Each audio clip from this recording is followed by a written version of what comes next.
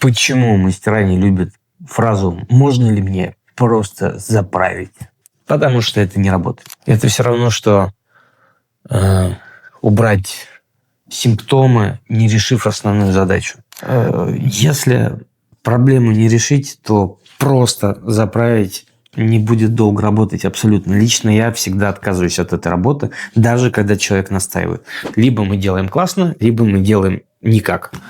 Почему просто заправить не работает? Потому что первый момент – это может быть засор фильтра. Может быть засор и фильтра, и капиллярной трубки. Может быть утечка. И получается, что при любом раскладе, просто если мы приварим шредер и заправим холодильник, то он, возможно, поработает немножко, а возможно, не заработает и совсем.